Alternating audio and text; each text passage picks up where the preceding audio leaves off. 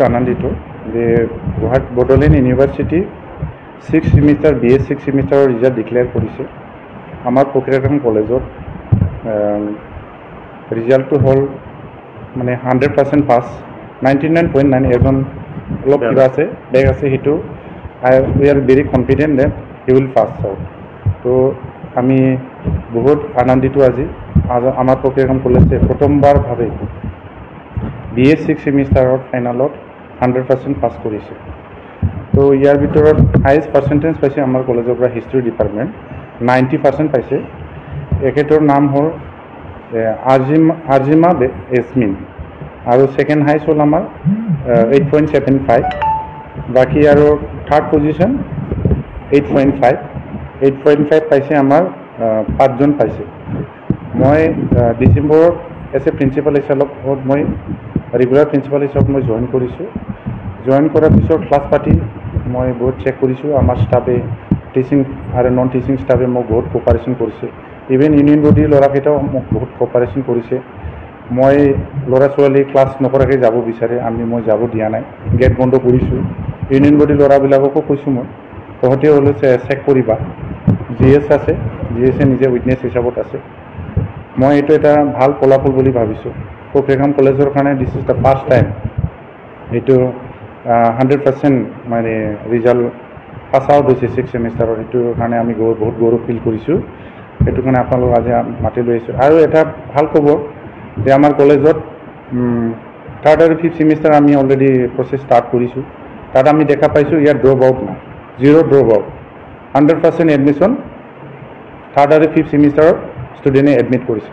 আৰু যোৱা বাৰত আমাৰ কলেজৰ এনৰলমেণ্ট আছিলে 606 অনলি। এইবাৰ আমি 800+ ষ্টুডেণ্ট ইনৰল হৈ আছে। ফাৰ্ষ্ট সেমিষ্টাৰৰ আমাৰ ইনৰলমেণ্ট 400+ হৈছে। আগৰ দিনত 300 হৈছিলে, 200+, 300 ছামথিং হৈছিলে। এইবাৰ 400+ আমি ইনৰলমেণ্ট কৰাব পাৰিছোঁ। আমাৰ কলেজত এতিয়া একাডেমিক ছাইডত আৰু ইনফ্ৰাষ্ট্ৰাকচাৰ ছাইডত ইম্প্ৰুভ হৈ আছে।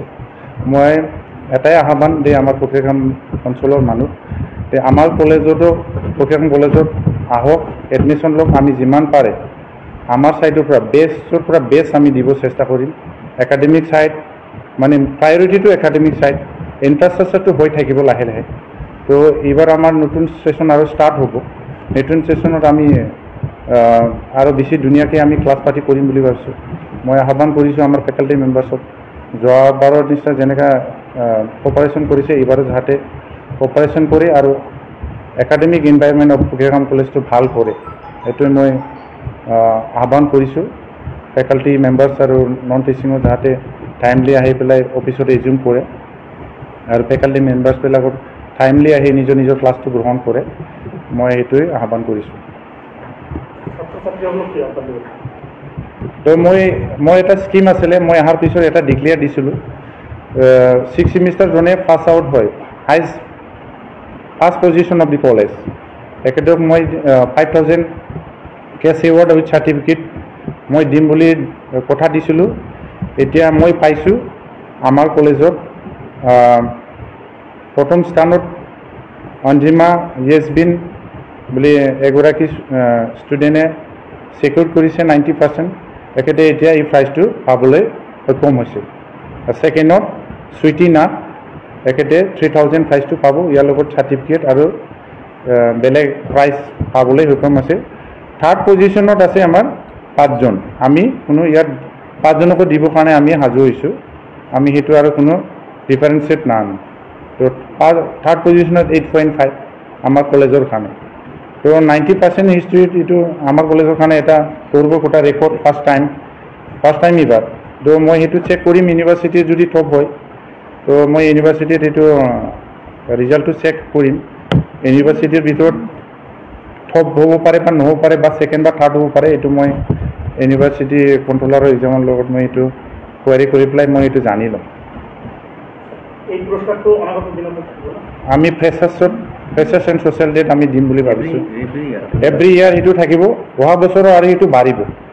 এইটো ফাৰ্ষ্ট টাইমৰ কাৰণে মই জইন কৰাৰ পিছত মই এইটো ডিক্লেয়াৰ দিছিলোঁ, যাতে ল'ৰা ছোৱালী পঢ়া শুনাত মনোযোগ দিয়ে। সেইটোৰ কাৰণে এইটো কেছ প্ৰাইজটো এটা সন্মান হিচাপত মই এইটো প্ৰথমবাৰভাৱে এইটো ৰাখিছোঁ।